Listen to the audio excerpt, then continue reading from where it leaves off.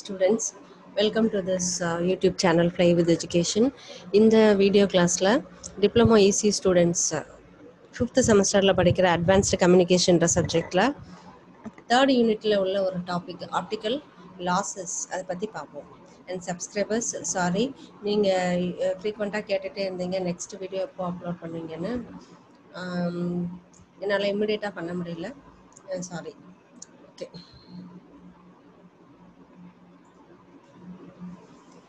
இந்த ஆன்லைன் கிளாஸில் கண்டென்ட்ஸ் பார்த்தீங்கன்னா அட்டெனுவேஷன்னா என்னென்ன டைப்ஸ் ஆஃப் லாஸஸ். நம்ம ஆப்டிக்கல் கம்யூனிகேஷன் பார்த்துக்கிட்டு இருக்கோம். இதில் என்னென்ன லாஸஸ் வந்து அக்கர் ஆகுது, ஆப்டிக்கல் கம்யூனிகேஷன் நம்ம எவ்வளோ ஃபேக்டர்ஸ் கன்சிடர் பண்ணி வித்தவுட் லாஸ் எப்படியெல்லாம் நம்ம கம்யூனிகேட் பண்ண முடியும் அப்படின்னு யோசிச்சு தான் நம்ம டிசைனே பண்ணினோம். ஆனாலுமே லாஸஸ் ஏற்படுது. அதுக்கு என்ன காரணம்? இந்த காரணங்களான அப்சார்ப்ஷன், டிஸ்பர்ஷன், ஸ்கேட்டரிங், பெண்டிங், இது எல்லாத்தையுமே இந்த கிளாஸில் நம்ம பார்ப்போம். சரி, ஃபர்ஸ்ட் வந்து அட்டெனுவேஷன்னா என்ன அப்படின்னு பார்க்கணும். ஸோ இந்த பிளாக் டயக்ராம் வந்து இது ஜென்ரலாக கம்யூனிகேஷன் சிஸ்டத்தோட பிளாக் டயக்ராம். இதில் ஒரு டிரான்ஸ்மிட்டர் இருக்கும், ஒரு ரிசீவர் இருக்குது. இது வயர்டு கம்யூனிகேஷன் அப்படிங்கிறதுனால பர்மனெண்ட் லைன் ஒன்று போட்டிருக்கோம். ஸோ இங்கே நம்ம ஆப்டிக்கல் கம்யூனிகேஷன் அப்படிங்கிறதுனால அந்த வயர் வந்து ஆப்டிக்கல் ஃபைபராக எடுத்துக்கிட்டோம். இப்போ டிரான்ஸ்மிட்டர்லேருந்து ஒரு சிக்னலை ரிசீவருக்கு அனுப்புகிறோம். இந்த மாதிரி நம்ம அஷ்யூம் பண்ணிக்கலாம். நம்ம அனுப்புகிறப்போ நம்ம சிக்னலோட பெராமீட்டர்ஸ் அஸ் இட் இஸ் ரிசீவருக்கு வரணும். இங்கே பார்த்தீங்கன்னா இந்த ஆம்ப்ளிடியூடில் சேஞ்சஸ் இருக்குது பார்த்தீங்களா. ஹைட் வந்து இங்கே எவ்வளோ நம்ம கொடுத்துருக்கோம், இங்கே எந்த மாதிரி இந்த ஆம்ப்ளிடியூடோட லெவல் வந்து சேஞ்ச் ஆகிருக்கு அப்படிங்கிறத நம்ம ஈஸியாக அப்சர்வ் பண்ணிக்கலாம். ஸோ இந்த மாதிரி நம்ம அனுப்புகிற சிக்னலோட ஸ்ட்ரென்த்து ரிசீவ் பண்ணும்போது வீக்காக இருந்துச்சுன்னா அதுக்கு பேர் அட்டெனுவேஷன் அப்படின்னு சொல்லிக்கலாம். ஸோ இந்த மெஷர்மெண்ட் இருக்கு இல்லையா, இந்த ஆம்ப்ளிடியூட் வேரியேஷன்ஸ் இருக்கு இல்லையா, அதை வந்து நம்ம இன் டேர்ம்ஸ் ஆஃப் பவர் அல்லது வோல்டேஜ் அல்லது கரண்ட் இதில் நம்ம மெஷர் பண்ணிக்கலாம். ஸோ இன்புட்டாக இருக்கிற பட்சத்தில் அது input power P I, input voltage V I, input current ஐஐன்னு வச்சுக்கலாம். அது மாதிரி output power, output voltage, output current. சரி, அப்போ இந்த அட்டெனுவேஷனை நம்ம எப்படி கால்குலேட் பண்ணுறது? நம்ம இது வரைக்கும் நம்ம ப்ரீவியஸ் கிளாஸஸில் என்ன பார்த்தோம், வித்தவுட் லாஸ் நமக்கு வந்து கம்யூனிகேஷன் எஸ்டாப்ளிஷ் ஆகணும்னா, அதாவது with help of optical fiber நமக்கு லாஸே இல்லாத ஒரு கம்யூனிகேஷன் இருக்கணும்னா அக்செப்டன்ஸ் ஆங்கிள் கன்சிடர் பண்ணணும், டோட்டல் இன்டர்னல் ரிஃப்ளெக்ஷன் இருக்கணும். இப்படியெல்லாம் இருந்துச்சுன்னா கோர் வழியாக நம்ம அனுப்புகிற சிக்னல் டிரான்ஸ்மிட்டர்லேருந்து 100% எஃபெக்டிவாக ரிசீவருக்கு போயிடும் அப்படிங்கிறதான் நம்ம படித்தோம். ஆனால் இப்போ நமக்கு எப்படி கிடச்சிருக்கு, சிக்னல் ஸ்ட்ரென்த்து வீக்காகி ரிசீவ் பண்ணியிருக்கோம். ஸோ அப்போ என்ன காரணம்? ஸோ இப்போ இந்த அட்டெனுவேஷன் இருந்துச்சுன்னா அது எப்படி மெஷர் பண்ணுறது அப்படிங்கிறது தான் நம்ம பார்க்குறோம். அட்டெனுவேஷன்றது என்னது? அப்போது ரிடக்ஷன் ஆஃப் சிக்னல் ஸ்ட்ரென்த்து தான் அட்டெனுவேஷன். சரி, இப்போ இந்த அட்டெனுவேஷனை வந்து இன் டேர்ம்ஸ் ஆஃப் டெசிபிள்ஸ், அதோட யூனிட் வந்து டிபின்னு சொல்லுவோம். So decibels.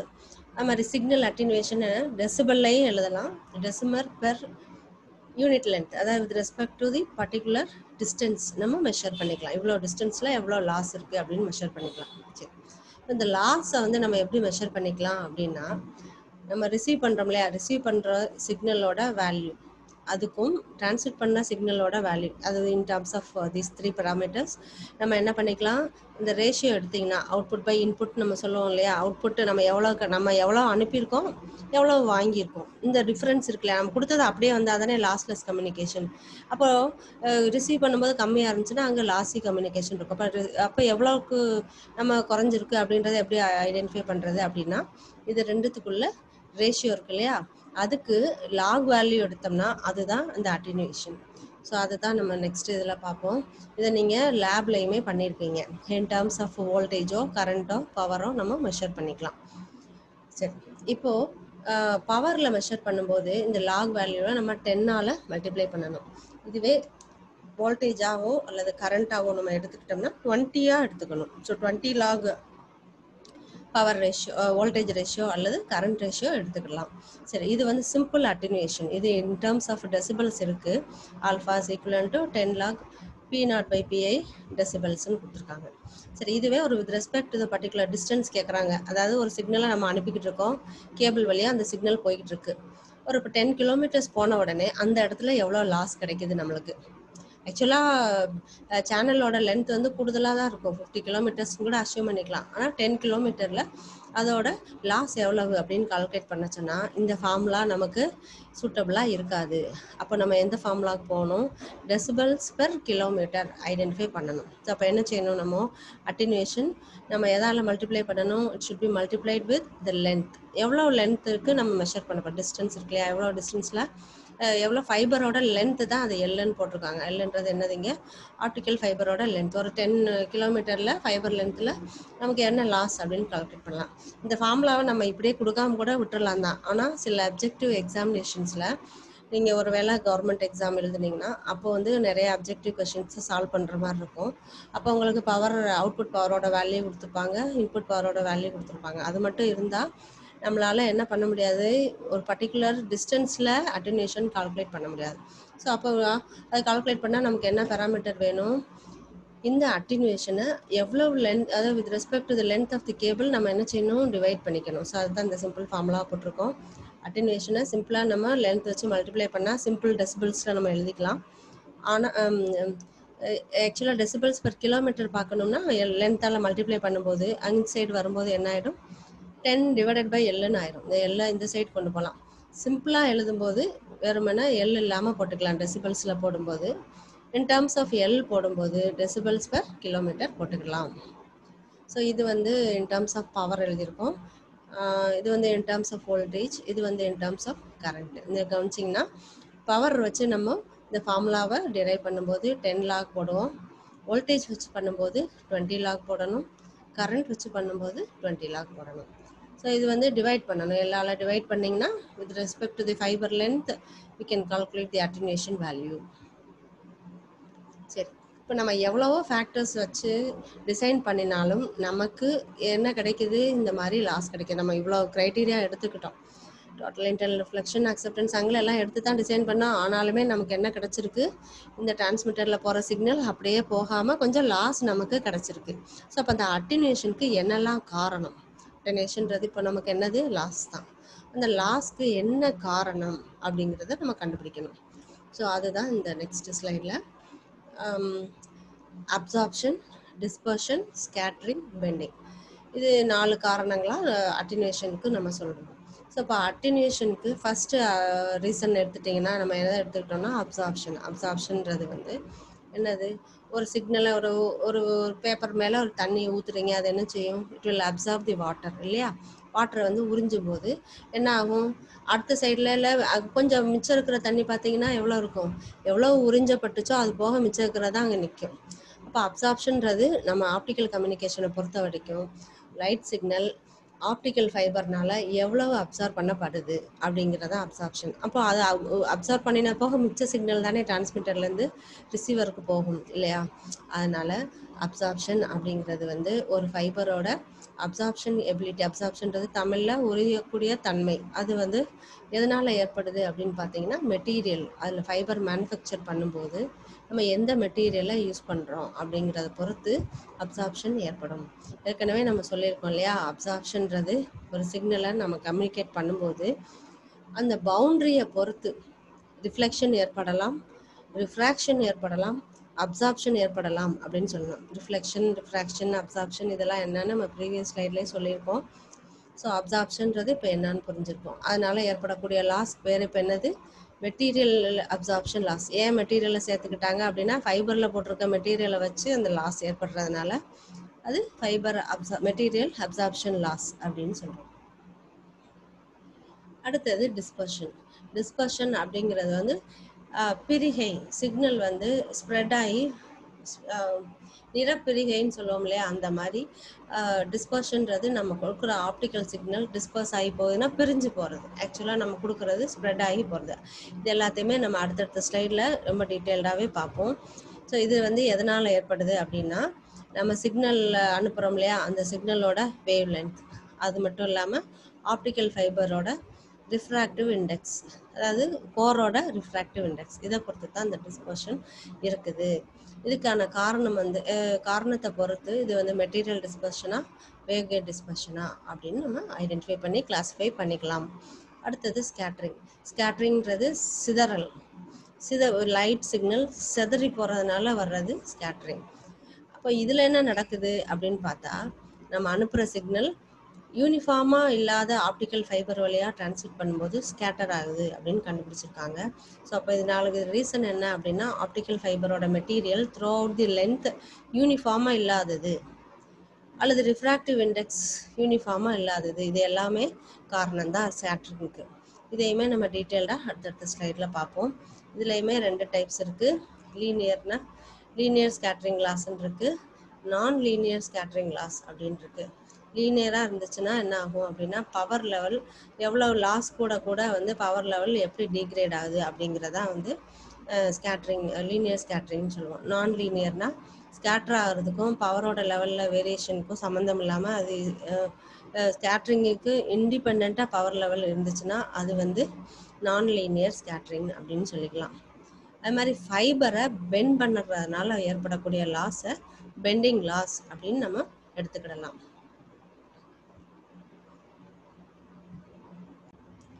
ஸோ இப்போது நம்ம 4 விதமான ஃபேக்டர்ஸை ஐடென்டிஃபை பண்ணியிருக்கோம்.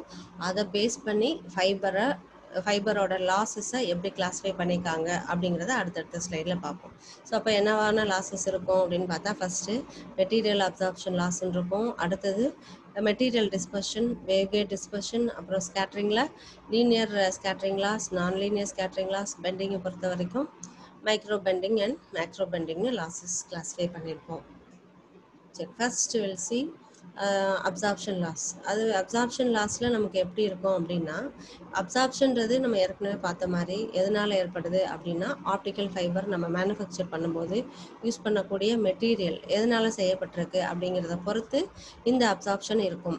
யூஸ்வலாக நம்ம என்ன பார்த்தோம், ஆப்டிக்கல் ஃபைபர் எதால் செய்யப்பட்டிருக்காங்க அப்படின்னா சிலிக்கா தான் ரா மெட்டீரியல் அப்படின்னு பார்த்தோம். ஸோ மேஜர் காம்பனண்ட் அப்படின்னு பார்த்தா சிலிக்கா தான்.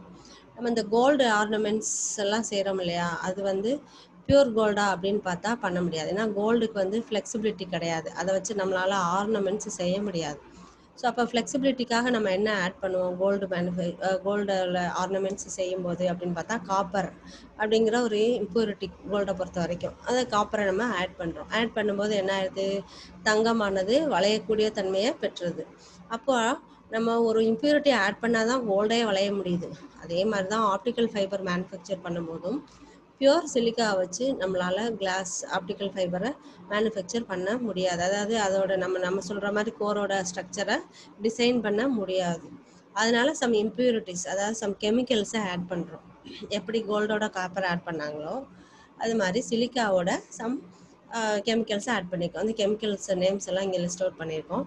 ஸோ இதில் சிலிக்கானால வரக்கூடிய லாஸ் அது அப்சார்ப் பண்ணுச்சுன்னா அது இன்ட்ரின்சிக் அப்சார்ப்ஷன். அதில் ஃபர்தராக நம்ம ஆட் பண்ணிக்கோம் இல்லையா, அந்த மெட்டீரியல்னால ஏற்படக்கூடிய லாஸ் வந்து எக்ஸ்ட்ரின்சிக் அப்சார்ப்ஷன் அப்படின்னு நம்ம சொல்லிக்கலாம். அடுத்தது டிஸ்பர்ஷன் அப்படிங்கிறது வந்து நிறப்பிரிகையை தான் டிஸ்பர்ஷன் அப்படின்னு சொல்லியிருக்காங்க. இந்த டிஸ்பர்ஷனை ஃபஸ்ட்டு ஐசக் நியூட்டன், நம்ம யூகே சயின்டிஸ்ட், இவர் 1666 சொல்லியிருக்காரு. இவர் இந்த டிஸ்பர்ஷன் கான்செப்ட் மட்டும் சொல்லலை, இவர் நிறைய மேத்தமெட்டிக்கல் ஃபார்முலாவை டிசைன் பண்ணியிருக்காரு. அண்ட் ஃபிசிக்ஸில் லா ஆஃப் மோஷன் இதெல்லாம் சொன்னாங்க இல்லையா, அது வந்து நியூட்டன்ஸ் லா ஆஃப் மோஷன்லாம் நம்ம படிச்சிருக்கோம். அதையும் இவர் தான் கண்டுபிடிச்சிருக்காரு. இந்த சயின்டிஸ்ட் நிறைய கண்டுபிடிப்பு இருந்தாலும் நம்ம ஆப்டிக்கல் கம்யூனிகேஷனை பொறுத்த வரைக்கும் இந்த டிஸ்பர்ஷன் அப்படிங்கிற கான்செப்ட் இவர் கண்டுபிடிச்சதை நம்ம எடுத்துக்கிறோம். இப்போ நம்ம லாஸஸ்க்கு இப்போ இது ஆக்சுவலாக இவர் என்ன கண்டுபிடிச்சாரு அப்படின்னா, ஒரு லைட் சிக்னல் டிரான்ஸ்மிட்டே ஆகிட்டே இருக்கும்போது அதில் அதோட வேவ் லென்த்தில் எந்த சேஞ்சஸும் இருக்காது. ஆனால் அதுவே டிரான்ஸ்மிட் ஆகிட்டு இருக்கும்போது ஒரு ரிஃப்ராக்டிவ் இண்டெக்ஸ் சேஞ்சான ஒரு மீடியாவில் விழுகும்போது அந்த லைட்டானது டிஸ்பர்ஸ் ஆகும்னா என்னது, பிரிஞ்சு போகும். எப்படி பிரியும், வேரியஸ் வேவ் லென்த்தில் பிரியும். இந்த வேவ் லென்த் எங்கேருந்து வருது, ஆக்சுவலாக சன்லைட்டில் எல்லா கலரும் தான் இருக்குது, ஒயிட் கலர் மாதிரி. அதனால் அதில் இருக்கிற வேவ் லென்ஸை ஐடென்டிக்கலாக என்னவா பிரியுது அப்படின்னு அவர் கண்டுபிடிச்சாருன்னா விப்ஜிஆர், VIBGYOR, விப்ஜிஆர் அப்படின்னு சொல்லுவாங்க. Violet, indigo, blue, green, yellow, orange and red அப்படின்னு சொல்லிட்டு. ஸோ இது ஒவ்வொரு சிக்னலுக்கும் ஒவ்வொரு கலருக்கும் ஒரு வேவ் லென்த் இருக்குது அப்படிங்கிறதையும் ஐடென்டிஃபை பண்ணியிருக்காரு. எப்போ இந்த கலர்ஸ் எல்லாம் டிஸ்பர்ஸ் ஆகும் அப்படின்னா, இந்த ப்ரிஸம் வழியா அவர் ட்ரையல் பார்த்துருக்காரு. ஒரு ப்ரிஸம்ன்றது ரிஃப்ராக்டிவ் இண்டெக்ஸ் வித்தியாசமா இருக்கக்கூடிய ஒரு கண்ணாடி. சரியா? அது வந்து இந்த ஷேப் வந்து இந்த ப்ரிஸம், அதாவது ட்ரையாங்குலர் ஷேப்ல இருக்கிற ஒரு ப்ரிஸம்னா கூம்பு மாதிரி நீங்க அஸ்யூம் பண்ணிக்கலாம். பட் அதோட கிராஸ் செக்ஷன் எந்த சைடு எடுத்து பார்த்தாலும் ஒரு ட்ரையாங்குலர் ஷேப்ல அது கிடைக்கும். அதுக்கு ரிஃப்ராக்டிவ் இண்டெக்ஸை வேரி பண்ணி பார்த்தாரு. அப்போ வந்து ஒரு பர்டிகுலர் ஆங்கிளில் லைட் வந்து டிஸ்பர்ஸ் ஆகிறத கண்டுபிடிச்சார். இது என்ன, சன்லைட்டு இவ்வளோ ஷார்ப்பாக வராது, அதனால என்ன, அது ஓப்பனில் வர சன்லைட்டை ஒரு சின்ன ஓட்டை வழியாக விடும்போது அது ஷார்ப்பு பீமாக விழுகிறது ஒரு பர்டிகுலர் பாயிண்ட்டை ஃபோக்கஸ் பண்ணுற மாதிரி வச்சுருக்காரு. இந்த பவுண்ட்ரி இருக்கு இல்லையா, இது ஆக்சுவலாக என்னது, லைட் சிக்னலுக்கும் அடுத்த செகண்ட் மீடியா அப்படிங்கிறது இங்கே என்னது, ஒரு ப்ரிசம். இந்த ப்ரிசத்தோட ரிஃப்ராக்டிவ் இண்டெக்ஸ் சேஞ்ச் ஆகும். இது ஓப்பன் ஸ்பேஸில் வரும்போது அது ஒரு ரிஃப்ராக்டிவ் இண்டெக்ஸில் கான்ஸ்டண்ட்டாக வந்துக்கிட்டே தான் இருக்கும். எப்போ ரிஃப்ராக்டிவ் இண்டெக்ஸ் சேஞ்ச் ஆகுது, இந்த பவுண்ட்ரியில் சேஞ்ச் ஆகுது. அப்போ இந்த இடத்துலேருந்து என்ன ஆகிடுது, டிஸ்பர்ஷன் ஸ்டார்ட் ஆகிடுது. ஸோ ஸ்டார்ட் ஆகும்போது இந்த மாதிரி கலர்ஸ் அரேஞ்ச் ஆகுது அப்படின்றத கண்டுபிடிச்சார். இதே கான்செப்ட் தான் நம்ம ஆப்டிக்கல் ஃபைபர்லையும் எடுத்துக்க போகிறோம். ஸோ அதுக்கு இந்த ப்ரிலிம்ஸ் உங்களுக்கு தெரிஞ்சாதான் அது சொல்லும்போது உங்களுக்கு புரியுன்றதுனால இந்த ஸ்லைடில் அதை நான் சேர்த்துருக்கேன். அது மட்டும் இல்லாமல் அவர் எதை ஐடென்டிஃபை பண்ணியிருக்காரு அப்படின்னா, இந்த கலர்ஸ் ஸ்ப்ரெட் ஆகும்போது அது இந்த அரேஞ்ச்மெண்ட்ஸ் பார்த்தீங்கன்னா வேவ்லென்த் ஆர்டர் படி இருக்குது. அதாவது ஒவ்வொரு கலரும் மினிமம் வேவ்லென்த்லேருந்து மேக்ஸிமம் வேவ்லென்த் வரைக்கும் அரேஞ்ச் ஆகிருக்கு. மினிமம் கலர்ஸ் என்னென்னா இந்த ப்ளூ, வயலட்லேருந்து இந்த ப்ளூ இருக்கிறது மினிமம் ரேஞ்ச். அதிகபட்ச ரேஞ்ச் வந்து இது எல்லாமே இந்த அல்ட்ரா வயலட்லேருந்து இன்ஃப்ராரெட் வரைக்கும் அப்படிங்கிறத அவர் ஐடென்டிஃபை பண்ணார். இந்த எக்ஸாக்சிஸில் கொடுத்துக்கிறது அந்த கலர்ஸோட வேவ் லென்த். இது வந்து இன் டர்ம்ஸ் ஆஃப் நேனோமீட்டர்ஸ் போட்டிருக்காங்க, 400லேருந்து 700 வரைக்கும். இதை வந்து நம்ம விசிபிள் ஸ்பெக்ட்ரம் அப்படின்னு சொல்கிறோம்.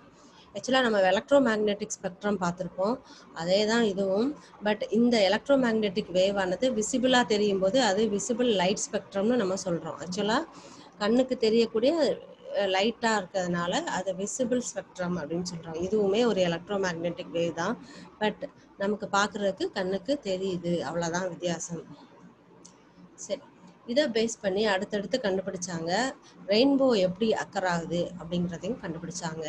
எப்படி இருக்குது அப்படின்னு யோசித்து ரொம்பவே ட்ரை பண்ணி பார்க்கல, மறுபடியும் நியூட்டன்ஸ் லாவை பேஸ் பண்ணியே ரிஃப்ராக்டிவ் இண்டெக்ஸ் சேஞ்ச் ஆகும் பொழுதும் வேவ்லென்த் சேஞ்ச் ஆகும் பொழுதும் ரெயின்போ உருவாகுது அப்படின்னு கண்டுபிடிச்சாங்க.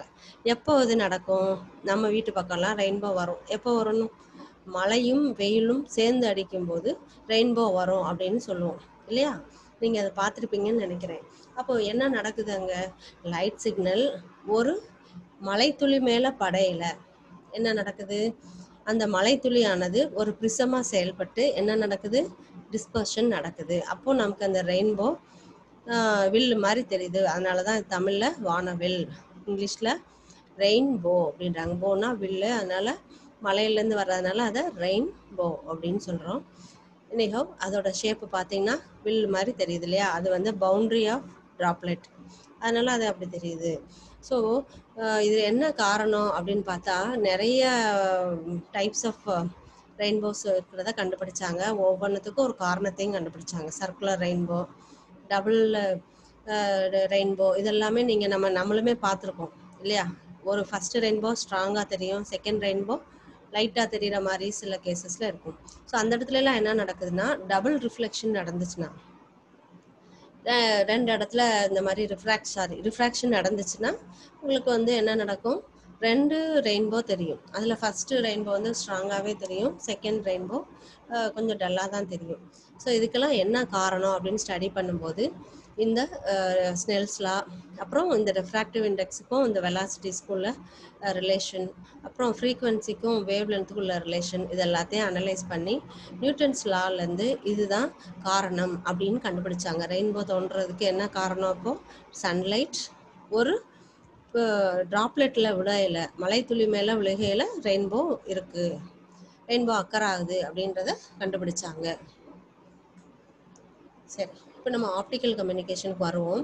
நமக்கு டிஸ்பர்ஷன் அப்படின்ற ரெண்டாக பிரிச்சுக்கிடலாம்.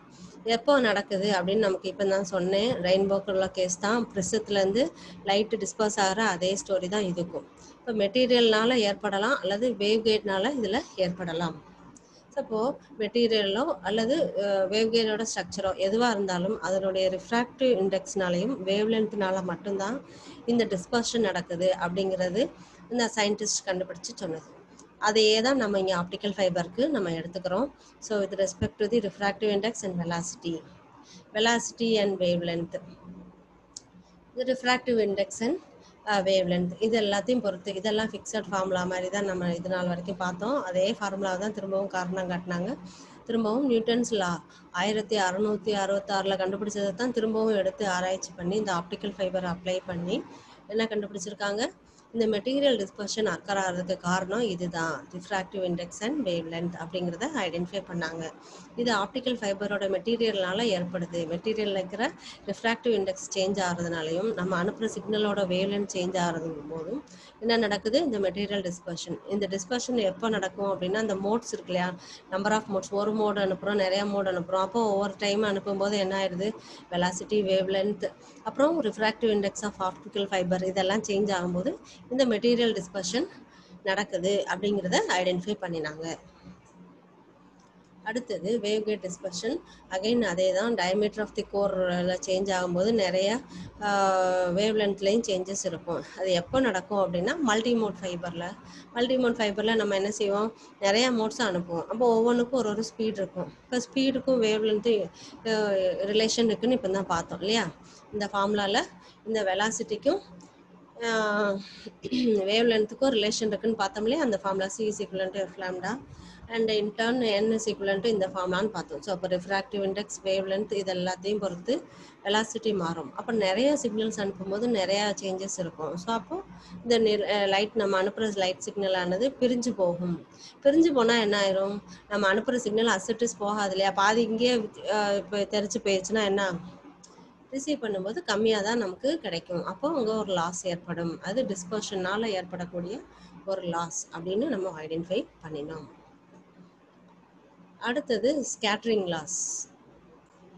ஸ்கேட்டரிங் லாஸில் ரெண்டு டைப் இருக்குது, லீனியர் ஸ்கேட்டரிங் லாஸ் அண்ட் நான் லீனியர் ஸ்கேட்டரிங் லாஸ் அப்படின்னு சொல்லுவாங்க. லீனியர்னால் பவர் லெவலில் வித் ரெஸ்பெக்ட் டு ஸ்கேட்டரிங் வந்து சேஞ்ச் ஆகிட்டே இருக்கும், லீனியர் வேரியேஷன்ஸ் இருக்கும். நான் லீனியரில் பவர் லெவல் வந்து ரிலேஷன்ஷிப்பே இல்லாமல் அது ரேண்டமாக இன்க்ரீஸ் ஆகும் அப்படின்றது ஒரு கான்செப்ட். அது மட்டும் இல்லாமல் லீனியர் ஸ்கேட்டரிங் லாஸஸில் நம்ம அனுப்பக்கூடிய சிக்னலோட ஃப்ரீக்வன்சி இருக்கு இல்லையா, அது வந்து சேஞ்ச் ஆகாது. ஆனால் நான் லீனியர் ஸ்கேட்டரிங் லாஸில் என்னென்னா நம்ம அனுப்பக்கூடிய சிக்னலோட ஃப்ரீக்வன்சி சேஞ்ச் ஆகும். இதெல்லாத்தையும் கண்டுபிடிச்சவங்க இந்த 4 சயின்டிஸ்ட்டும். ஃபஸ்ட்டு கேட்டகரி என்னென்னா ரேலே ஸ்கேட்டரிங். ரேலே ஸ்கேட்டரிங்கில் இந்த ரேலேன்றது ஒரு சயின்டிஸ்டோட பேர், அவர் தான் இந்த ஸ்கேட்டரிங்கை கண்டுபிடிச்சாரு, அதனால் இது ரேலே ஸ்கேட்டரிங் இருக்கும். அடுத்தது மியா ஸ்கேட்டரிங். இந்த ஸ்கேட்டரிங்கில் மியா அப்படின்றவர் ஒரு சயின்டிஸ்ட், அவர் இந்த ஸ்கேட்டரிங்கை கண்டுபிடிச்சாரு, அதனால் அது மியா ஸ்கேட்டரிங். இது எல்லாமே ஆப்டிக்கல் கம்யூனிகேஷனில் இவங்க கண்டுபிடிச்சது தான். அதே போல் நான் லீனியர் ஸ்கேட்டரிங் லாஸில் பிரில்லியன் அப்படிங்கிறவர் ஒரு சயின்டிஸ்ட், இவர் ஒரு ஸ்கேட்டரிங்கை கண்டுபிடிச்சாரு, அதனால இது வந்து பிரில்லியன் ஸ்கேட்டரிங். இவர் அடுத்தது ராமன் அப்படிங்கிற ஒரு சயின்டிஸ்ட் கண்டுபிடிச்சாரு, அதனால இது ராமன் ஸ்கேட்டரிங். இந்த நான் லீனியரில் ரெண்டுமே ஸ்டிமுலேட்டட் பிரில்லியன், ஸ்டிமுலேட்டட் ராமன்னு போட்டிருக்காங்க. பட் இங்கெல்லாம் ஸ்டிமுலேட்டட்னு போடலை. என்ன காரணம் அப்படின்னா, ஸ்டிமுலேட்டட்னா எக்ஸ்டர்னல் ஃபோர்ஸ்னால ஒரு ஸ்கேட்டரிங் அக்கர் ஆச்சுன்னா அது வந்து ஸ்டிமுலேட்டட் அப்படின்னு அர்த்தம், தூண்டப்பட்ட அப்படின்னு அர்த்தம். ஏதோ ஒரு எக்ஸ்டர்னல் ஃபோர்ஸ் ஒரு ஸ்கேட்டரிங்கை ஏற்படுத்துது அப்படிங்கிறது அர்த்தம். ஸோ இது ரெண்டுமே ஸ்டிமுலேட்டட் ஸ்கேட்டரிங் தான், இந்த brilliant scattering and Raman scattering. அதனால் அதுக்கு பேர் இந்த மாதிரி வச்சுருக்காங்க. சரி, ஒன்றுன்னா இப்போ நம்ம பார்க்கலாம். ரேலே ஸ்கேட்டரிங், ரேலே என்ன சொல்லியிருக்காரு, மியா என்ன சொல்லியிருக்காரு, பிரில்லியன் என்ன சொல்லியிருக்காரு, ராமன் என்ன சொல்லியிருக்காரு, இன்னும் அடுத்தடுத்து ரிசர்ச் இன்னுமே போய்கிட்டு தான் இருக்குது. நம்ம என்னென்னு பார்ப்போம். ஃபஸ்ட்டு லீனியர் ஸ்கேட்டரிங் பார்ப்போம். லீனியர் ஸ்கேட்டரிங்கை ஃபஸ்ட் இனிஷியேட் பண்ணினது வந்து ரேலே தான். இவர் வந்து 1871 இந்த ஸ்கேட்டரிங்கை கண்டுபிடிச்சார். இவர் வாழ்ந்த பீரியட் வந்து 1842 to 1919. இவர் ஒரு பிரிட்டிஷ் ஃபிசிஸ்ட். இவரோட ஃபுல் நேம் வந்து லார்ட் ரேலே. இவர் தான் ஃபஸ்ட்டு நியூட்டன் சொன்ன இதை ஃபோக்கஸ் பண்ணி, நியூட்டன் என்ன சொன்னார், லைட் சிக்னல் டிஸ்பர்ஸ் ஆகுது எப்போது ரிஃப்ராக்டிவ் இண்டெக்ஸ் வந்து சேஞ்ச் ஆகும்போது டிஸ்பர்ஷன் நடக்குது அப்படின்னாரு. இதை வந்து இவர் ஆப்டிக்கல் கம்யூனிகேஷனில் அப்ளை பண்ணி என்ன மாதிரியான சேஞ்சஸ் நடக்குது, மோடை வந்து சேஞ்ச் பண்ணி பார்த்துருக்காரு. எந்த கேட்டகரியில் எந்த மாதிரி ஸ்கேட்டரிங் அக்கர் ஆகுது, பார்ட்டிக்கல் சைஸ் வச்சு இவங்க 2 பேருமே, ரேலேயும் சரி மியாவும் சரி, 2 பேருமே பார்ட்டிக்கல் சைஸ் இருக்கு இல்லையா, ஃபைபர் ஆப்டிக் மெட்டீரியல் இருக்கு இல்லையா, நம்ம கோரில் தான் லைட் போய் விழுகுதுன்னு சொன்னோம். அந்த கோரில் இருக்கிற ஃபைபர் மெட்டீரியல் இருக்கு இல்லையா, அதில் ஒன்று ஒரு பார்ட்டிக்கல், ஒரு மாலிக்யூல், ஒரு ஆட்டம் அப்படின்னு நம்ம எடுத்து அஷ்யூம் பண்ணி இவங்க பார்த்துருக்காங்க. ஸோ அந்த மாதிரி ஒரு பார்ட்டிக்கிள் மேலே லைட் சிக்னல் படையில் எந்த மாதிரியான சேஞ்சஸ் இருக்குது, with respect to the size of the particle scattering எப்படி நடக்குது அப்படிங்கிறத ஐடென்டிஃபை பண்ணாங்க. இவர் ஒரு சைஸ் எடுத்துக்கிட்டாரு, இவர் ஒரு சைஸ் எடுத்துக்கிட்டார். 2 சைஸ்லையும் லைட் விழுகும்போது என்ன மாதிரியான சேஞ்சஸ் நடக்குது அப்படிங்கிறத கண்டுபிடிச்சாங்க. இந்த மியா ஸ்கேட்ரிங் எந்த வருஷம் கண்டுபிடிச்சாங்கன்னா 1908. இது பார்த்தீங்கன்னா கிட்டத்தட்ட எவ்வளோ வருஷம் டிஃப்ரென்ஸ் இருக்குது, 30 இயர்ஸ் டிஃப்ரென்ஸ். இவருக்கு முன்னாடி யார் கண்டுபிடிச்சா, நியூட்டன் எந்த காலத்தில் கண்டுபிடிச்சாரு, 1666. அதை நம்ம ஃபைபரில் இம்ப்ளிமெண்ட் பண்ணும்போது டிஸ்பர்ஷனில் சில லாசஸ் வருதுன்னு ஐடென்டிஃபை பண்ணோம். அதுக்கப்புறம் கிட்டத்தட்ட ஒரு 200-300 வருஷத்துக்கு பிறகு வந்து இவர் கண்டுபிடிச்சிருக்காரு ரேலே. இப்போ அடுத்தடுத்து ரிசர்ச் இந்த ஆப்டிக்கல் ஃபைபரை சுற்றியே அதுக்கடுத்து பெர்ஃபார்ம் பண்ண ஆரம்பிச்சிட்டாங்க. அதனால ஷார்ட் பீரியட் டிஃப்ரென்ஸ்லேயே அடுத்தடுத்த ஸ்கேட்ரிங் நம்ம ஐடென்டிஃபை பண்ணதை பார்க்கலாம். சரி, இவர் மியாவோட ஃபுல் நேம் வந்து காஸ்டேவ் மியா. இவர் ஒரு ஜெர்மன் ஃபிசிஸ்ட். இவரோட பீரியட் வந்து 1868 1957. சரி, இப்போ 2 பேருமே பார்ட்டிக்கல் சைஸ் வச்சு ஸ்கேட்ரிங்கை எப்படி ஐடென்டிஃபை பண்ணாங்க அப்படிங்கிறத பார்ப்போம். அதுக்கு முன்னாடி இந்த 2 சயின்டிஸ்டையும் பார்த்துக்கிடலாம். நான் லீனியர் ஸ்கேட்டரிங் லாஸஸில் பிரில்லியன்ற ஒரு சயின்டிஸ்ட், இவர் வந்து 1922 இந்த ஸ்கேட்டரிங்கை கண்டுபிடிச்சார். ப்ரீவியஸாக பார்த்தீங்கன்னா மியா வந்து 1908 கண்டுபிடிச்சாரு. அதுக்கடுத்து பிரில்லியன் இந்த வருஷம் கண்டுபிடிச்சாருன்னா 22 கண்டுபிடிச்சார். இவரோட பீரியட் பார்த்தீங்கன்னா இப்போ 1969 தான் அவர் இறந்து போயிருக்காரு. இவர் வந்து ஒரு ஃப்ரெஞ்சு ஃபிசிஸ்ட். இவரோட ஃபுல் நேம் வந்து லியான் நிக்கோலஸ் பிரில்லியன். அதனால் ஷார்ட்டாக பிரில்லியன் ஸ்கேட்டரிங் அப்படின்னு சொல்லியிருக்காங்க. அது மாதிரி அடுத்த ஸ்கேட்டரிங் வந்து ஸ்டிமுலேட்டட் ராமன் ஸ்கேட்டரிங். இந்த இதை வந்து 1928 ராமன்ற ஒரு சயின்டிஸ்ட் கண்டுபிடிச்சார். இவர் இந்தியாக்காரர், இந்தியன் ஃபிசிக்ஸ் சயின்டிஸ்ட். இவர் ஃபிசிக்ஸ் இல்லை ப்ரொஃபஸர். இவர் ஆக்சுவலாக நம்ம திருச்சிக்காரர் தான். திருச்சியில் தான் இவரோட ஸ்கூலிங்லாம் இருந்தது. அதுக்கப்புறம் மெட்ராஸ் யூனிவர்சிட்டியில் ஹையர் ஸ்டடீஸ் பண்ணிவிட்டு அதுக்கப்புறம் ஐஐடி இந்த மாதிரி இடங்களில் போய் படிச்சுட்டு இந்தியன் இன்ஸ்டியூட் ஆஃப் சயின்ஸில் ஒர்க் பண்ணியிருக்காரு. இது எங்கே இருக்குது? இந்தியன் இன்ஸ்டியூட் ஆஃப் சயின்ஸ் பெங்களூரில் இருக்குது. அங்கே ஒர்க் பண்ணார். அதுக்கப்புறம் பார்த்தாரு, இவரே ராமன் ரிசர்ச் இன்ஸ்டியூட்டுன்னு ஒரு காலேஜ் ஓப்பன் பண்ணி இன்னமும் அது ரன் ஆகிக்கிட்டு தான் இருக்குது. இவர் வந்து நம்ம இந்தியாக்காரர் அப்படிங்கிறத நம்ம பெருமைப்பட்டுக்கணும். அது மட்டும் இல்லாமல் இவருக்கு வந்து அவார்டெலாம் கொடுத்துருக்காங்க. நோபல் ப்ரைஸ் வாங்கியிருக்காரு. 1930 கொடுத்துருக்காங்க. ஆக்சுவலாக கண்டுபிடிச்சது 28. இந்த கண்டுபிடிப்புக்காக அவர் 1930 நினைக்கிறேன் அந்த இயரில் இவருக்கு நோபல் ப்ரைஸ் இதுக்காக கொடுத்துருக்காங்க. பாருங்கள், நம்ம நாட்டில் பிறந்த ஒரு சயின்டிஸ்ட் வேர்ல்டு லெவலில் ஒரு ஃபேக்டரை கண்டுபிடிச்சிருக்காங்க. இது ரொம்ப பெரிய விஷயம். நம்ம படிக்கிற எல்லாமே ஒரு சயின்டிஸ்ட் ரிசர்ச் பண்ணி கண்டுபிடிச்சதை புரிஞ்சுக்கிறதுக்கு தான் நம்ம செய்கிறோம். எல்லா போர்ஷன்ஸ்லையுமே நம்ம அதை தான் செய்கிறோம். அது நம்ம ஊருக்காரரு அதை கண்டுபிடிச்சிருக்காரு அப்படின்றதே நமக்கு ரொம்ப பெருமையான விஷயம். இவர் வந்து நம்ம சர் சி வி ராமன்னு ஸ்பெஷலாகவே நம்ம சொல்லுவோம். இவர் தான் முக்கியமானதை கண்டுபிடிச்சிருக்காரு. இது எல்லாத்தையுமே அடுத்தடுத்த ஸ்லைடில் நம்ம பார்ப்போம். ஃபர்ஸ்ட் வந்து இவங்க 2 பேர் சொன்னதை பார்ப்போம். ரேலே வந்து பார்ட்டிக்கல் சைஸ் வச்சு, ரேலே அண்ட் மியா 2 பேருமே பார்ட்டிக்கல் சைஸ் வச்சு எப்படி சொல்லியிருக்காங்கன்னு பார்ப்போம். சரி, இவங்க 2 பேரும் என்ன கேட்டகரியில் பார்த்துருக்காங்க ரேலே அண்ட் மியா அப்படின்னா லீனியர் ஸ்கேட்டரிங் லாஸஸ் பற்றி சொல்கிறாங்க. ஸோ லீனியர் ஸ்கேட்டரிங் லாஸஸ்னால் என்னன்னு நம்ம சொன்னோம்னா ட்ரான்ஸ்ஃபர் ஆஃப் பவர் லீனியராக இருக்கும்னு ஏற்கனவே சொன்னேன். அதே மாதிரி தான் ஃப்ரீக்வன்சியும் இங்கே வந்து சேஞ்ச் ஆகாது. நம்ம அனுப்பக்கூடிய சிக்னலோட ஃப்ரீக்வன்சியும் சேஞ்ச் ஆகாது. எதில்? ரேலே அண்ட் மியா 2லேயுமே. அதாவது 2மே லீனியர் ஸ்கேட்டரிங் லாஸஸ். 2லேயுமே ட்ரான்ஸ்ஃபர் ஆஃப் பவர் லீனியராக தான் இருக்கும். அப்புறம் நம்ம அனுப்பக்கூடிய சிக்னலோட ஃப்ரீக்வன்சியில் எந்த சேஞ்சும் இருக்காது. சரி, அது மாதிரி நான் லீனியர்னா என்னன்னு பார்த்தா ட்ரான்ஸ்ஃபர் ஆஃப் பவர் வந்து நான் லீனியராக வேரியேஷன்ஸ் இருக்கும். அப்புறம் நம்ம அனுப்பக்கூடிய சிக்னல் ஃப்ரீக்வன்சி சேஞ்ச் ஆகும். அதாவது ஷிஃப்ட் இன் ஃப்ரீக்வன்சி இந்த கேஸில் இருக்கும். இதில் எந்த கேஸ்னால் stimulated Brillouin and stimulated Raman ஸ்கேட்டரிங்கில் இருக்கும். சரி, இப்போ நம்ம ரேலே ஸ்கேட்டரிங் பார்ப்போம். ரேலே பார்ட்டிக்கல் சைஸ் வச்சு தான் ஸ்கேட்டரிங் எப்படி அக்கர் ஆகுது அப்படிங்கிறத கண்டுபிடிச்சாரு. ஸோ ஃபஸ்ட் இவர் எடுத்துக்கிட்ட சைஸ் வந்து என்ன அப்படின்னா பார்ட்டிக்கிளோட டயமீட்டர் டின்னு எடுத்துக்கிட்டா, நாம் அனுப்புகிற சிக்னலோட வேவ் லென்த் லேம்டான்னு எடுத்துக்கிட்டா இதோட ரெண்டோட சைஸ் கம்பேர் பண்ணிக்காரு. லேம்டா வந்து அதிகமாக இருக்குது, பார்ட்டிக்கல் சைஸ் ரொம்ப ரொம்ப குறைவாக இருக்குது, லெஸ் தென் அதனால கொடுத்துருக்காங்க. ஸோ நம்ம அனுப்புகிற லைட் வந்து இந்த பார்ட்டிக்கல் மேலே படையில் அது ஸ்ப்ரெட் ஆகுது.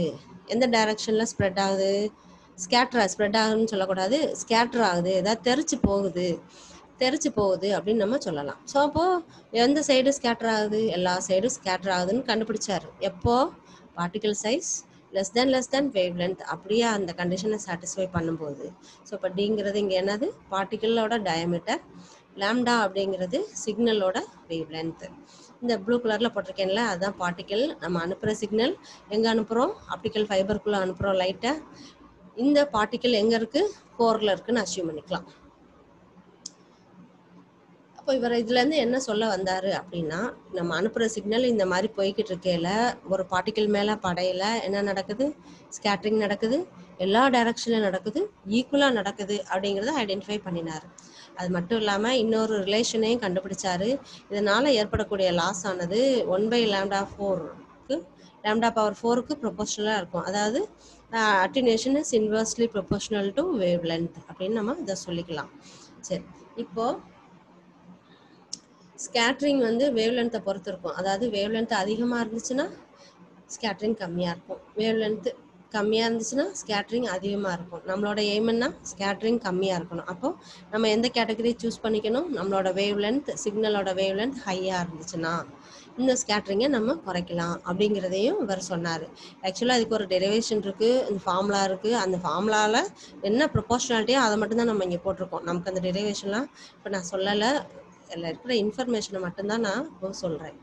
சரி, இதில் வந்து அப்போ நம்ம ஸ்கேட்ரிங்கை எப்படி அவாய்ட் பண்ணலாம்? இந்த ரேலே ஸ்கேட்ரிங் வராமல் இருக்கணும்னா நம்ம அனுப்பக்கூடிய சிக்னலோட வேவ் லென்த் எப்படி இருக்கணும்? அதிகமாக இருக்கணும். அப்போ தான் இந்த லாஸ் வந்து நம்மளுக்கு கம்மியாக இருக்கும். இதுக்கு எக்ஸாம்பிளாக நம்ம எதை சொல்லலாம் அப்படின்னா, ஸ்கேட்ரிங் ஆஃப் சன்லைட்டு வானத்துலேருந்து வருது. அதைத்தான் இவர் யார், நம்ம சயின்டிஸ்ட் வந்து நியூட்டன் வந்து என்ன சொன்னார்? லைட்டு வந்து அது பாட்டுக்கு வந்துட்டு இருந்தால் பேசாமல் தான் இருக்கும், பட் ரெயின் ட்ராப்பில் விட்டால் அது என்ன ஆகும்? டிஸ்பர்ஸ் ஆகும்னு கண்டுபிடிச்சார். இவர் என்ன கண்டுபிடிச்சிருக்காருன்னா, அது வர்ற வழியில் நிறையா பார்ட்டிகள் வழியாக வருது. பார்ட்டிகள்லாம் என்ன? வானத்தில் பார்த்தீங்கன்னா நிறைய தூசெல்லாம் இருக்கு இல்லையா? அந்த பார்ட்டிகள் மேலே படையில் என்ன நடக்குது? இந்த மாதிரி ஸ்கேட்டர் ஆகுது. வரக்கூடிய லைட் சிக்னல் எல்லா பக்கமும் தெரிச்சு போகுது. அப்படி போகையில் எந்த காம்பனண்ட் வந்து இந்த மாதிரி ஃபுல் டைரக்ஷனில் ஸ்ப்ரெட் ஆகுது அப்படின்னு பார்த்தார். எந்த வேவ் லென்த் வந்து ஸ்ப்ரெட் ஆகுது அப்படின்னு பார்த்தார். ஏன்னா லைட்டில் நிறைய வேவ் லென்த் இருக்குதுன்னு யார் சொல்லியிருக்கா? நியூட்டன் சொல்லியிருக்காரு. அவர் அதை அப்சர்வ் பண்ணி கண்டுபிடிச்சிருக்காரு. ஸோ அப்போ ப்ரிசம் வழியாக வரும்போது அது 7 கலராக 7 டிஃப்ரெண்ட் வேவ் லென்த்தாக பிரியுது. 7 கலர்னால் என்ன? ஒவ்வொரு கலருக்கும் ஒரு வேவ் லென்த் இருக்குன்றதை அவர் கண்டுபிடிச்சிட்டாரு இல்லையா? இவர் என்ன கண்டுபிடிச்சிட்டாருன்னா, இந்த வானத்துலேருந்து சன்லைட்டு வரையில் பார்ட்டிக்கல்னால ஸ்கேட்டர் ஆகும்போது எந்த கலர் ஈக்குவலாக ஸ்ப்ரெட் ஆகுது அப்படின்னா, எந்த சிக்னலுக்கு வேவ் லென்த்து ரொம்ப கம்மியோ, பாருங்கள், வேவ் லென்த் எதுக்கு ரொம்ப கம்மியோ அதுதான் அதிகபட்சமாக ஸ்கேட்டர் ஆகுது அப்படிங்கிறத கண்டுபிடிச்சார். அப்போ சொல்லுங்கள், எந்த கலர் வந்து அது எந்த கலருக்கு குறைஞ்ச வேவ் லென்த் இருக்குது? சொல்லுங்கள். வயலட்லேருந்து ப்ளூ கலர் வரைக்கும் தான் நமக்கு எப்படி இருக்கும்? வேவ் லென்த்து கம்மியாக இருக்கும். அதை தான் இந்த ஸ்லைடில் நம்ம காட்டினது.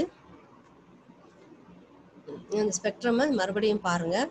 400லேருந்து 500 இந்த ரேஞ்ச் வரைக்கும் மினிமமாக நம்ம இந்த ரேஞ்சிலேயே விசிபிள் ஸ்பெக்ட்ரத்தில் மினிமம் ரேஞ்சுன்னு எடுத்துக்கலாம். அப்போது இந்த மினிமம் கலர், இந்த வேவ் லென்த் தான், இந்த சிக்னல் தான் என்ன ஆகுது? ஈக்குவலாக ஸ்கேட்டர் ஆகி இந்த கலர் மட்டும்தான் எல்லா இடத்துலையும் தெரியுது. ஸோ அப்புறம் இதுலேருந்து அவர் என்ன சொல்ல வந்தார் அப்படின்னா, வானம் ஏன் ப்ளூ கலராக இருக்குது அப்படிங்கிறதுக்கு ஒரு காரணத்தை கண்டுபிடிச்சார். இந்த ரேலே ஸ்கேட்டரிங்னால தான் அப்படின்னு சொல்லிட்டார். இந்த மாதிரி ஸ்கேட்டரிங், அதாவது லைட் சிக்னல் டிரான்ஸ்மிட் ஆகிட்டு இருக்கும்போது பார்ட்டிக்கிளில் பட்டு ஸ்கேட்டர் ஆச்சுன்னா எந்த வேவ் லென்த்து ஸ்கேட்டர் ஆகும், எந்த வேவ் லென்த் உள்ள சிக்னல் ஈக்குவலாக ஸ்கேட்டர் ஆகும் அப்படின்னா மினிமம் வேவ் லென்த்தில் இருக்கிறது. ஸோ அப்போ மினிமம் வேவ் லென்த்தில் இந்த கலர் தான் இருக்கிறதுனால வானம் ப்ளூ கலரில் இருக்குது அப்படிங்கிறத ஐடென்டிஃபை பண்ணினார். ஸோ இது இந்த கிராஃப் வந்து ஸ்கேட்டரிங் கிராஃப். பார்த்தீங்கன்னா வேவ் லென்த் எதுக்கு கம்மியாக இருக்கோ அதுக்கு அதிகபட்சமான ஸ்கேட்டரிங் இருக்கும். இந்த ரெட் கலருக்கு அதிக வேவ் லென்த், அதனால ஸ்கேட்டரிங் லெவல் பார்த்தீங்கன்னா கம்மியாக இருக்குது. இதுக்கு அதிகபட்ச ஸ்கேட்டரிங் லெவலில் வச்சுருக்காங்க. இன் டர்ம்ஸ் ஆஃப் பர்சன்டேஜ் இந்த கிராஃப் இருக்குது. சரியா, இது வந்து ரேலே ஸ்கேட்டரிங். அடுத்தது மியா. இவருமே பார்ட்டிக்கிளை வச்சு தான் சொன்னார். பார்ட்டிக்கிளோட சைஸ் இவர் என்ன மாதிரி கன்சிடர் பண்ணியிருக்காரு, d is equivalent to lambda. அப்போது பார்ட்டிக்கிள் டயமீட்டர் நம்ம அனுப்ப சிக்னலோட வேவ் லென்த்துக்கு ஈக்குவலாக இருந்துச்சுன்னா என்ன நடக்கும் அப்படின்னா, ரேலே சொன்ன மாதிரி எல்லா சைடும் ஈக்குவலாக ஸ்ப்ரெட் ஆகாது. இந்த ஃப்ரீக்வன்சி காம்பனண்ட் ஏதாவது ஒரு டைரக்ஷனில் மட்டும்தான் ஸ்கேட்டர் ஆகும் அப்படிங்கிறத இவர் சொன்னார். அதனால் இவரை கண்டுபிடிச்ச இந்த ஸ்கேட்டரிங்க்கு பேர் என்ன அப்படின்னா மியா ஸ்கேட்டரிங். இது வந்து எப்போ செல்லும் அப்படின்னா d is equivalent to lambda. Particle size ரொம்ப ரொம்ப சின்னதாக இருக்கும் பொழுது ரேலே ஸ்கேட்டரிங் தான் அக்கர் ஆகும். ஆனால் பார்ட்டிக்கல் சைஸ் வந்து வேவ் லென்த்துக்கு ஈக்குவலாக இருக்கும்போது மியா ஸ்கேட்டரிங் அக்கர் ஆகும் அப்படிங்கிறத கண்டுபிடிச்சாங்க. ஸோ அப்போ நம்ம ஆப்டிக்கல் ஃபைபரை பொறுத்த வரைக்கும் நம்ம அனுப்பக்கூடிய சிக்னல் ஸ்கேட்டர் ஆகிறது என்ன காரணம் அப்படின்னா, இந்த கோரோட ஸ்ட்ரக்சர் இம்பர்ஃபெக்டாக இருக்கிறதுனாலையும், அல்லது அந்த ஃபைபரில் மேனுஃபேக்சர் பண்ணும்போதே பபிள்ஸ் ஃபார்ம் ஆகிறதுனாலையும், அல்லது சின்ன சின்ன முடிச்சுகள் மாதிரியான ஸ்ட்ரக்சர் ஃபார்ம் ஆகிறதுனாலையும் இந்த ஸ்கேட்டரிங் இருக்கும். அப்போ நம்ம இந்த ஸ்கேட்டரிங்கை அவாய்ட் பண்ணணும்னா என்ன செய்யணும், மேனுஃபேக்சர் பண்ணும்போது இந்த இம்பர்ஃபெக்ஷன்ஸ்லாம் இல்லாமல் இருந்துச்சுன்னா we can avoid this Mia scattering அப்படிங்கிறத கண்டுபிடிச்சார். அது மாதிரி பிரில்லியன் ஸ்கேட்டரிங். அடுத்தது என்னது, பிரில்லியன் ஸ்கேட்டரிங். இந்த பிரில்லியன் ஸ்கேட்டரிங்கில் பிரில்லியன்ற சயின்டிஸ்ட் என்ன கண்டுபிடிச்சாரு, இவர் வந்து நம்ம லைட் சிக்னலை அனுப்பிக்கிட்டு இருக்கும்போது ஒரு இடத்துல ஒரு பார்ட்டிக்கிளில் பட்டு ஸ்கேட்டர் ஆகும்போது அது பேக்வேர்ட் சைடில் மட்டும்தான் ஸ்கேட்டர் ஆகும். அப்படி ஆகும்போது அங்கே ஒரு வைப்ரேஷன் வரும். இப்போ ஏதாவது ஒரு பொருளை கீழே போட்டிங்கன்னா அங்கே என்ன ஆகும், அந்த இடத்துல ஒரு வைப்ரேஷனை we can feel இல்லையா, ஒரு இறையிற மாதிரி ஒரு தெரிச்சு ஒரு மாதிரி அதிர்வு நம்மளால் ஃபீல் பண்ண முடியும். ஒரு டம்ளர் கீழே போட்டால் கூட we can feel தட் இல்லையா, நம்மளால் அதிர்வை ஃபீல் பண்ண முடியும். அதே மாதிரி ஒரு பார்ட்டிக்கிள் லைட் சிக்னல் டிரான்ஸ்மிட் ஆகி ஒரு பார்ட்டிக்கிளில் படும்போது அது ஸ்கேட்டர் ஆகும்போது ஒரு அதிர்வு உருவாகும். அதுதான் வந்து இந்த அக்கோஸ்டிக் வைப்ரேஷன். ஒரு சவுண்ட், அந்த அதிர்வுனால ஒரு சவுண்டு கேட்கும். அதிர்வுனா என்ன, அப்படி டொர்னு ஒரு சவுண்டு கேட்கும் இல்லையா, அவங்க அதிர்வு ஃபீல் பண்ணும்போது ஒரு சவுண்ட், லைட்டான சவுண்டு கேட்கும். அந்த சவுண்டு வந்து ஒரு அந்த வைப்ரேஷன் பேர் அக்வஸ்டிக் வைப்ரேஷன். அந்த சவுண்டுனால ஏற்படக்கூடிய ஃப்ரீக்வன்சிக்கு பேர் அக்வஸ்டிக் ஃப்ரீக்வன்சி. அந்த ஃப்ரீக்வன்சி என்ன செய்யும், நம்ம அனுப்புகிற சிக்னலோட ஃப்ரீக்வன்சியை சேஞ்ச் பண்ணும். அப்போ பேக்வேர்டில் இருக்கும்போது ஆக்சுவல் ஃப்ரீக்வன்சி என்னவாயிரும், ரெடியூஸ் ஆயிரும் அப்படிங்கிறத இவர் கண்டுபிடிச்சாரு. இவர் அதாவது பிரில்லியன் அண்ட் ராமன் ரெண்டு பேருமே நான் லீனியர் ஸ்கேட்டரிங் தான் கண்டுபிடிச்சாங்க. இது இவங்க ரெண்டு பேரும் கண்டுபிடிச்சது ஸ்டிமுலேட் ஆகுது, அதாவது ஒரு சவுண்டு சிக்னல்னால இந்த ஃப்ரீக்வன்சி சேஞ்ச் ஆகுது இல்லையா. ஏன்னா இது அக்கோஸ்டிக் ஃப்ரீக்வன்சி ஆக்சுவல் ஃப்ரீக்வன்சியோட சேரும்போது ரிவர்ஸ் டைரக்ஷனில் ஏற்படும் போது ஃபார்வர்டில் இருக்கிற ஃப்ரீக்வன்சி ரிவர்ஸில் இருக்கிற ஃப்ரீக்வன்சி சப்ட்ராக்ட் ஆயிரும். அப்போ ஆக்சுவல் ஃப்ரீக்வன்சி ரெடியூஸ் ஆயிரும் அப்படிங்கிறத இந்த பிரில்லியன் கண்டுபிடிச்சாரு. அப்போது இந்த பார்ட்டிக்கல் சைஸ் வந்து என்னவா இருந்தாலுமே இது பேக் சைடு ஸ்கேட்டர் ஆச்சுன்னா அங்கே என்ன ஃபீல் ஆகும்னு சொன்னார், ஒரு வைப்ரேஷன் ஏற்படும். அதனால ஒரு சவுண்டு வரும். அந்த சவுண்டுனால அந்த சவுண்டு சிக்னல் வந்து ஒரு ஃப்ரீக்வன்சியை ஏற்படுத்தும். அது ரிவர்ஸில் போகும்போது ஆக்சுவல் ஃப்ரீக்வன்சி ரெடியூஸ் ஆகும் அப்படிங்கிறத பிரில்லியன் கண்டுபிடிச்சாரு. அடுத்தது ராமன். இவர் வந்து என்ன கண்டுபிடிச்சாரு அப்படின்னா, இல்லை ஒன் சைடு மட்டும் பேக் சைடு மட்டும் ஸ்கேட்டரிங் நடக்காது, ஃபார்வர்ட்லேயும் நடக்கலாம் ரிவர்ஸ்லேயும் நடக்கலாம். இந்த மாதிரி ஃபார்வர்டில் நடக்கும்போது ஆக்சுவல் ஃப்ரீக்வன்சி கூடும். இந்த மாதிரி ரிவர்ஸில் நடக்கும்போது அதாவது ஸ்கேட்டரிங் பேக் சைடு நடந்துச்சுன்னா ஃப்ரீக்வன்சி குறையும் அப்படிங்கிறத கண்டுபிடிச்சாரு. அப்போது there is shift in frequency அப்படிங்கிறதையும் கண்டுபிடிச்சாரு. இதை ஏற்கனவே அவரும் கண்டுபிடிச்சாரு. ஆனால் இவர் ரெண்டு சைட்லேயும் இருக்குது, இந்த சைடு போகும்போது குறையுது இந்த சைடு போகும்போது கூடுது அப்படின்றத கண்டுபிடிச்சாரு. ஸோ இந்த ஷிஃப்ட் இன் ஃப்ரீக்வன்சி இருக்குல்லையா அதை தான் ராமன் ஷிஃப்ட் அப்படின்னு சொல்கிறாங்க. ஸோ இதை ஸ்டோக்ஸ் ஷிஃப்ட்னு சொல்லலாம், இன்னொரு சைடு இருக்கிறது ஆன்டி ஸ்டோக்ஸ் ஷிஃப்ட்னு சொல்லலாம். ஸோ ஸ்டோக்ஸ் வந்து இந்த பேக் சைடுக்கு கரஸ்பாண்ட் பண்ணுறோம், இது வந்து ஆன்டி ஸ்டோக் இந்த சைடு இருக்குது. அதாவது லைட் சிக்னல் பார்ட்டிக்கல் மேலே படும்போது ஃபார்வர்ட் சைடில் இருக்கலாம், ரிவர்ஸ் சைட்லேயும் இருக்கலாம். ஃபார்வர்டில் இருக்கும்போது ஃப்ரீக்வன்சி கூடிரும், ரிவர்ஸில் போகும்போது ஃப்ரீக்வன்சி குறையும். ஏன்னா ரிவர்ஸில் நெகட்டிவ் ஃப்ரீக்வன்சின்னு சொல்லிக்கலாம், அப்போ ப்ளஸ் மைனஸ் போடும்போது குறையும் தானே. இது பாசிட்டிவ் சைடு, ரெண்டுமே ஒரே சைடு போகும்போது ரெண்டு ஃப்ரீக்வன்சியும் ஆட் ஆகிக்கிறோம், அப்போ நேச்சுரலாக என்ன ஆகும், ஃப்ரீக்வன்சி கூடும். ஸோ அப்போது இதை வந்து இவர் கண்டுபிடிச்சதுனால இது ராமன் ஷிஃப்ட் அப்படின்னு சொல்கிறாங்க. ஸோ இந்த ரெண்டு கேட்டகரியிலுமே என்ன நடக்குது, இந்த அதாவது இந்த ஷிஃப்ட் இன் ஃப்ரீக்வன்சி நடக்கும்போது இதுக்கும் இவர் என்ன சொல்கிறாரு, காரணம் இதே தான் ஃபாலோ பண்ணுறாரு. பிரில்லியன் சொன்னது தான் என்னது, ஒரு லைட் சிக்னல் பார்ட்டிக்கல் மேலே படும்போது வைப்ரேஷன் ஆகும், அக்கஸ்டிக் சிக்னல் ஜென்ரேட் ஆகும், அந்த ஃப்ரீக்வன்சி டிஸ்டர்ப் பண்ணணும்னு சொன்னார். இவரும் அதே தான் சொல்கிறாரு, ஆனால் not only in backward direction but also in forward direction அப்படிங்கிறத இவர் அடிஷ்னலாக சொன்னார். இதுக்கப்புறம் இந்த ரிசர்ச்சை இவரோட ஸ்டூடெண்ட்ஸ், ராமன் சாரோட ஸ்டூடெண்ட்ஸ் வந்து கண்டினியூ பண்ணாங்க. அந்த ரிசர்ச்சும் போய்கிட்டு தான் இருக்குது. பட் நம்ம டெக்ஸ்ட் புக்கில் ராமன் சாரோட கண்டுபிடிப்போட நிற்கிது, அதனால் நம்மளும் அதை ஸ்கேட்ரிங்கோட நிறுத்திக்கிடலாம். ஸோ இப்போ நம்ம 4 டைப் ஆஃப் ஸ்கேட்ரிங் பார்த்தோம். அதில் 2, அதாவது ரேலே அண்ட் மியா, இவங்க 2 பேரும் லீனியர் ஸ்கேட்ரிங்கும், இவங்க ராமன் அண்ட் பிரில்லியன் இவங்க 2 பேருமே நான் லீனியர் ஸ்கேட்ரிங் பற்றி சொல்லியிருக்காங்க. இதை நம்ம தெளிவாக பார்த்துட்டோம். அடுத்தது fibre bending losses. Fibre bending லாசஸ்னால் என்னது, சின்னதாக பெண்ட் ஆனால் அது மைக்ரோ பெண்டிங், கொஞ்சம் இந்த மாதிரி பெண்ட் ஆயிருந்துச்சுன்னா அது மேக்ரோ பெண்டிங், இதுக்கு மேலே பெண்ட் பண்ணால் உடஞ்சி போயிடும் ஃபைபர். இது வந்து ஃபைபர் மேனுஃபேக்சர் பண்ணும்போது இம்பர்ஃபெக்ஷன்ஸ் அங்கங்கே முடிச்சா இருந்துச்சுன்னா சின்னதாக பெண்ட் ஆகும். இந்த 2 கேட்டகரியிலுமே கோரில் போகிற சிக்னல் கோருக்குள்ளே போகாமல் கோரை விட்டு வெளியே வந்து கிளாடிங்குள்ளே போயிடும். கிளாடிங்குள்ளே போகிறது நம்மளோட நோக்கம் அல்ல, அப்போ அங்கே லாஸ் நிச்சயமாக வரும். ஸோ சிக்னல் ஆனது கோருக்குள்ளே மட்டும் போனால் தான் நமக்கு டோட்டல் இன்டர்னல் ரிஃப்ளெக்ஷன்ற கான்செப்ட் படி நமக்கு அனுப்புகிற சிக்னல் அப்படியே ரிசீவ் ஆகும். அப்படி இல்லாத பட்சத்தில் நிச்சயமாக அங்கே லாஸ் வரும். இது வந்து பெண்டிங்னால ஏற்படக்கூடிய லாஸ். இந்த பெண்டிங் லாஸும் அட்டினுவேஷனும் நீங்கள் உங்கள் லெபார்ட்டரியிலே நீங்கள் லேபில் பண்ணீங்க. இந்த கொரோனா சீசன்லாம் பண்ண முடியாது, நெக்ஸ்ட் நீங்கள் காலேஜுக்கு வந்த பிறகு இது எல்லாத்தையுமே பண்ணி பார்க்கலாம். Okay students, all the best. உங்களுக்கு எக்ஸாம் போயிட்டுருக்கும். இந்த வீடியோ உங்களுக்கு ரொம்ப ஹெல்ப்ஃபுல்லாக இருக்கும்னு நம்புகிறேன். தேங்க்யூ ஃபார் வாட்சிங் திஸ் வீடியோ.